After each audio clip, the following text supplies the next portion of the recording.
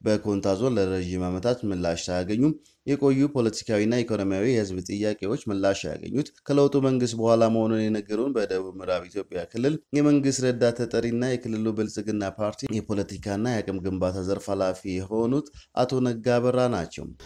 የለውጡ መንግስት ሀገሪቱን መምራት ከጀመረ በኋላ እንደ ክልልም ክልሉ ራሱን በራሱ በክልል ተደራጅቶ ማስተዳደር የጀመረበት በተመሳሳይ ሁኔታ የደቡብ ክልል ተነጥሎ ደቡብ ምዕራብ ሲደራጅ የመጀመሪያው የኮንታም ጥያቄ ምላሽ ያገኘበት አካባቢ ነውና የፖለቲካ ጥያቄው ባለፉት ከ4 አመት ጀምሮ ምላሽ ካገኘ በኋላ ይሄ የልማት የፖለቲካ ጥያቄ ምላሽ ማግኘቱ አገልግሎትን በቅርበት የማግኘትን ችግር የመፍታት ብቻ ሳይሆን ህዝቡ የልማት ጥያቄዎችን በራስ ተነሳሽነት በተሳትፎ የመመለስ ጉዳዮች በጣም በከፍተኛ ሁኔታ ያደገበት ነው ብሎ መውሰድ ይቻላል። በቀጣይ የሚነሱ የልማት ጥያቄዎች በመንግስት አቅም ብቻ የሚመለሱ ባለመሆናቸው ህዝቡን የማስተባበር ስራ በስፋት ሊሰራ ይገባል ብለዋል። እርግጥ የሁሉንም ነገር የሁሉም የህዝብ ችግር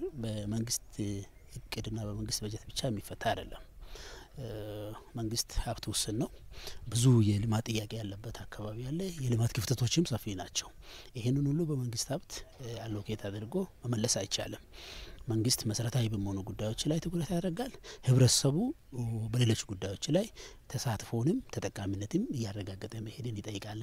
በዞኑ ዋና ከተማ የኮንታ ምሁራንን ያሳተፈውን ውይይት የመሩት የኮንታ ዞን ዋና አስተዳዳሪ አቶ ታከለ ሰይፉ አስቸጋሪ ጊዜያትን አልፈን ዛሬ ላይ የደረስን እንደመሆናችን ዛሬ ላይ ሆነን የህዝቡን ተጠቃሚነት በዘላቂነት የሚያረጋግጡ የኢኮኖሚ ተቋማትን መፍጠር ያስፈልጋል። ለዚህም እየሰራን ነው ብለዋል። ድረካችንን ሞቶ ከትላንት መማር ለነገ ዛሬ መስራት የሚል ነውና ትላንት የመጣንበት መንገድ እጅግ በጣም ፈታኝ መንገዶችን አልፈናል። እንደ ህዝብም እንደ ማህበረሰብ እንደ አካባቢ ነገ የሚመጣውን ጊዜ ደግሞ አስቦ አቅዶ መስራት ያስፈልጋል። በትምህርት ዘርፍ ላይ ነገ ምን ሊሆን ይችላል የሚለው ነገር የዛሬ 7 አመት 8 አመት 10 አመት ሊመጣ የሚችለውን ውጤት ዛሬ ላይ መስራት አለብን ብለን እናስባለን። በኢኮኖሚ ዘርፍ ላይ ዛሬ ላይ መንገድ ልትሰራ ትችላለህ።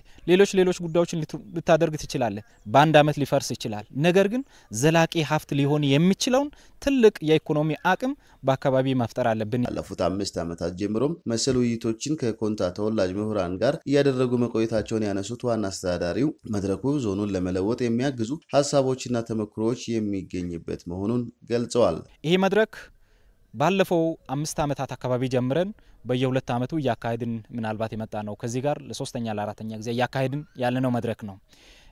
ከዚህ መድረክ ላይ የምናገኘው ግባት እነዚህ አካላት በብዙ አካባቢ ላይ ኤክስፖዠሩ ያላቸው አካላት ናቸው። በብዙ አካባቢ ላይ ተሞክሮ ልምድ ያላቸው አካላት ናቸው። በብዙ አካባቢ ላይ ያገለገሉ ያሉ አካላት ናቸው። ከሚያውቁት ከተረዱት ካላቸው ኤክስፖዠሩ መነሻ በዚህ አካባቢ ላይ በማህበራዊ ዘርፍ በኢኮኖሚ በፖለቲካው ምን ጉዳዮች ላይ ትኩረት ማድረግ እንዳለብን ትልቅ አቅም የምናገኝበት ኤነርጂ የምናገኝበት ትልቅ አቅጣጫዎች የሚቀመጡበት መድረክ በመሆኑ በዚህ ደረጃ የጋራ ውይይት እያደረግን ያለንበት ሁኔታ ነው ያለው። ውይይቱ ተሳታፊ ከሆኑ የኮንታ ተወላጆች መካከል አቶ አሻግሬ ጨፈሬና መምህር አስናቀ ኃይሉ ይህን መሰል አሳታፊ የውይይት መድረኮች ህዝባችን የሚገጥሟቸውን ችግሮች በጋራ እንድንፈታ ያግዘናል ብለዋል። ያው የአንድ አካባቢ ሀብት የሚባለው የሰው ኃይል ነው። የሰው ኃይል እንግዲህ በአንድ ዘርፍ አይደለም፣ በሁሉም ዘርፍ ሁሉም የራሱን አሻራ ሲያሳርፍ ነው የአገሪቱም ሆነ የአካባቢ ልማት ሊያድግ የሚችለው። ነጋዴውም፣ ሰራተኛውም፣ አመራሩም፣ ባለሙያውም ሁሉም አርሶ አደሩም በተሰማራበት ዘርፍ የሰራውን ስራ በሚገባ ተዘዋውሮ ሲጎበኝ አስተያየት ሲሰጥበት የኔ ነው የምል ባለቤትነት ይሰማዋልና ከዚህ አንፃር ያው በጋራ ተቀራርቦ መመካከሩ አንደኛ የተሰራሩ ስራዎችን እውቅና መስጠት ነው። ሁለተኛ ቀጣይ ልንሰራ ያሰብናቸው ነገሮች ላይም ሐሳብ የጋራ አድርገን ተግባቦት ፈጥረን ክፍተቶችን እየሸፈነን እንዲሄድ ትልቅ ሮል ይጫወታል ማለት ነው። አሁን ምንድነው ከዚህ መድረክ ላይ ለኛ ያው አደራ ነው ተሸክመን የምንሄደው።